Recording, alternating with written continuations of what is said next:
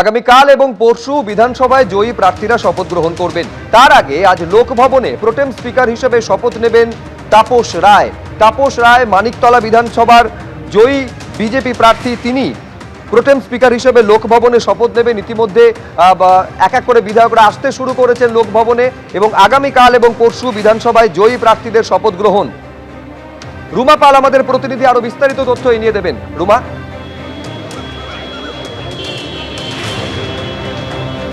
দেখো, কিছুক্ষণ আগেই তাপস রায় লোকভবনে এসে পৌঁছেছেন এবং একে একে অন্যান্য বিধায়করাও আসছেন। অন্যদিকে জানিয়ে রাখি যে 5:30টার সময় রাজ্যপাল তাকে প্রোটেম স্পিকার হিসেবে কিন্তু শপথ পাঠ করাবেন।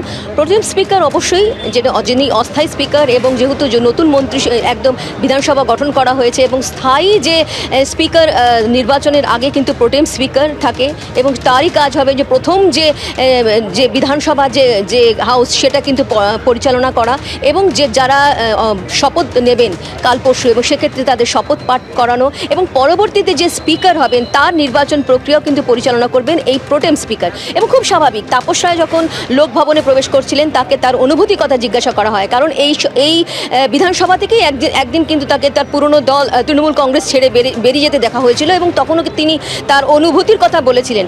আজকেও কিন্তু যখন লোকভবনে যাচ্ছেন এবং প্রোটেম স্পিকার হিসেবে তিনি শপথ পাঠ করাবেন রাজ্যপাল, সেক্ষেত্রে তার অবশ্যই অনুভূতির কথা জিজ্ঞাসা করা হয়েছিল এবং সেই তার অনুভূতির কথা বলেছিলেন যে একসময় তাকে বেরিয়ে যেতে হয়েছিল এবং আজকে যে তিনি আবার বিধানসভায় প্রোটেম স্পিকার হিসেবে শপথ নিচ্ছেন এবং তিনি আবার প্রবেশ করছেন প্রোটেম স্পিকার হিসেবে, সেটা তার অনুভূতি যে খুবই ভালো, তিনি উচ্ছ্বসিত, সেই ভাবটাই কিন্তু তিনি প্রকাশ করেছেন। এবং কিছুক্ষণ আগে কিন্তু আমরা বলে রাখি যে তাপস রায় গেছেন, তার আগে অগ্নিমিত্রা পাল পৌঁছেছেন, জগন্নাথ চট্টোপাধ্যায় গেছেন, শঙ্কর ঘোষ গেছেন, একে একে সমস্ত বিধায়করা আসছেন, অন্যান্য সেক্রেটারিজরা আসছেন। লোকভবনে 5:30টার সময় প্রোটেম স্পিকার হিসেবে শপথ নেবেন তাপস রায় এবং রাজ্যপাল তাকে শপথ পাঠ করাবেন। ধন্যবাদ রুমা।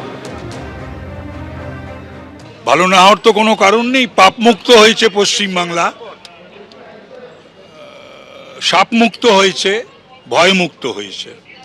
আজকে আপনি বিধানসভায় গেলেন, একসময় বিধানসভা থেকে আপনি আগে দুঃখে বেরিয়ে এসেছিলেন, আজকে আপনি সেই বিধানসভা ছেড়ে বেরিয়ে আসার পেছনে তো কারণ ছিল, তো পরায়ণ, দুর্নীতি পরায়ণ এবং যে পুলিশি রাজ এটা হয়েছিল না, সেটা বাংলার মানুষ গ্রহণ করলো না, তার বিরুদ্ধেই রায় দিল। প্রোটেম স্পিকার হিসেবে যা ভূমিকা থাকার তাই থাকবে। আর কিছুক্ষণের মধ্যে বিধানসভার প্রোটেম স্পিকার হিসেবে শপথ নেবেন তাপস রায়। সরাসরি আমাদের আরেক প্রতিনিধি উজ্জ্বল মুখোপাধ্যায় এই মুহূর্তে আমাদের সঙ্গে রয়েছেন। উজ্জ্বল, আর কিছুক্ষণের মধ্যে প্রোটেম স্পিকার হিসেবে তাপস রায় তিনি শপথ গ্রহণ করবেন, কাল কি হবে? দেখো, সেটা হচ্ছে, প্রথমেই বলি যে কিছুক্ষণের মধ্যেই কিন্তু মুখ্যমন্ত্রী শুভেন্দু অধিকারী তিনি এখানে এসে পৌঁছাবেন এবং আমি শ্যামলকে বলবো দেখাতে যে এই গেটটা দিয়েই কিন্তু মুখ্যমন্ত্রী ভেতরে ঢোকেন এবং সেই কারণে সমস্ত ব্যবস্থা রয়েছে। যে কোনো মুহূর্তে মুখ্যমন্ত্রী তিনি যাবেন এবং এই যে প্রোটেম স্পিকারের যে কর্মসূচি সেখানে তিনি উপস্থিত থাকবেন।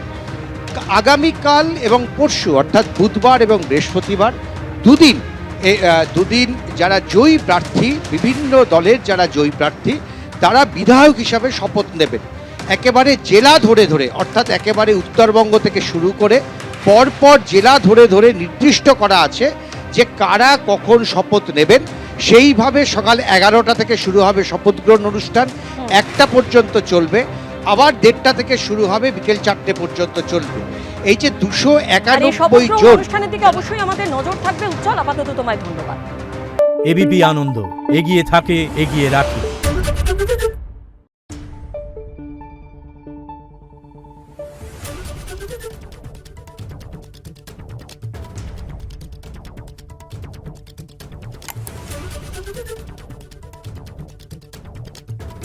Thank you.